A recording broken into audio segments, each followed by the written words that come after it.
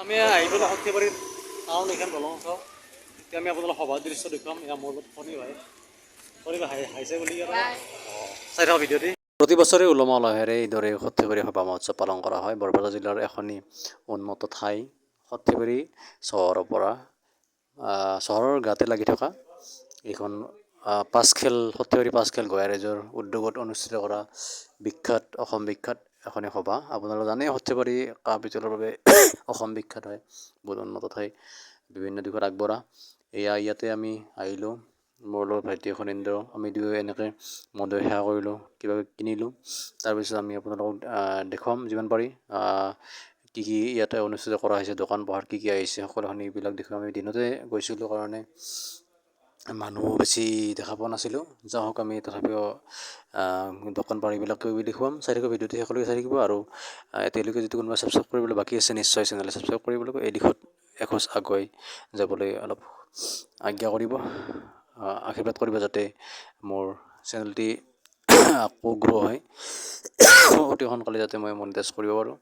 কিন্তু মোৰ ছাবস্ক্ৰাইবাৰটো হৈছে বাৰু, কিন্তু ভিউজটো কমি আছে অলপমান। সেইকাৰণে আপোনালোকে ভিডিঅ'সমূহ যিমান পাৰে শেষলৈকে চাব আৰু বৰ্গৰ মাজত শ্বেয়াৰ কৰি দিব, লগতে আৰু লাইক কমেণ্ট এইবিলাক কৰিবই। চাওক, চাই থাকক। আমি এনেকৈ মন্দিৰৰ ভিতৰত সেৱা কৰিলোঁ। তাৰপিছত এতিয়া তাৰ পৰা আমি কিবাকিবি কিনিম বস্তু।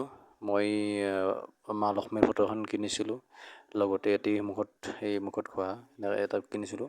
কম দামতে কিছুমান বস্তু দি আছে, আপোনালোকে আহিব পাৰে। 19 ফেব্ৰুৱাৰীকৈ আছে চাগে মই জনাত। বহুত সুন্দৰ সভা। ইয়াতে আপোনালোকে আহিব, বহুত ভাল পাব। বহুত ডাঙৰ মন্দিৰটো আপোনালোকে দেখিব। নতুন নতুন বিভিন্ন ঠাইৰ পৰা বিভিন্ন মানুহ ইয়ালৈ আহে, সমগ্ৰ অসমৰ পৰা।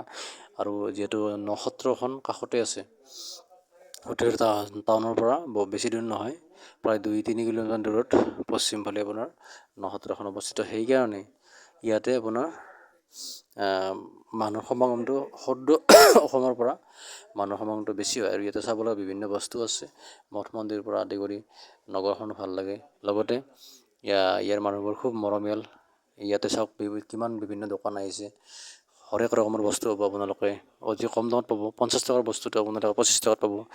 তাত মানে আমি গোটেই বস্তু কিনা নাই বাৰু, আৰু শেষৰ ফালে পাৰিলে এদিন চেষ্টা কৰিব লাগিব এপাক আৰু চাবলৈ। কিনিম চাগে নিশ্চয়। এয়া চাওক, মন্দিৰ চাওক কি সুন্দৰ, কীৰ্তন ঘৰ। ইয়াতে বিভিন্ন মানে দূৰৰ পৰা অহা যাত্ৰীবিলাকৰ কাৰণে থকাৰ ব্যৱস্থাও আছে। তেওঁলোকৰ ৰাতি থাকিব পাৰিব। তেওঁলোকক সিধা দিয়া হয়, মানে চাউল যিখিনি খাদ্যৰ কাৰণে তেওঁলোকক থকা মেলা গোটেইখিনি সুন্দৰভাৱে ব্যৱস্থা কৰি দিয়া হয়।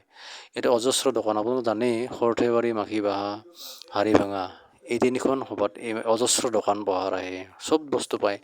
আপুনি মণিহাৰীৰ পৰা আদি কৰি জিলাপিৰ দোকানলৈকে বিভিন্ন বস্তু পাব।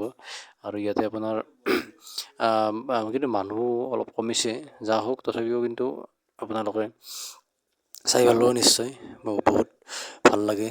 মই প্ৰতি বছৰে এনেকৈ আমি চাওঁ আৰু বিভিন্ন মইতো ক'লে গোঁসাই মন্দিৰ ভিডিঅ' দিছোঁ, আপোনালোকে চাইছে।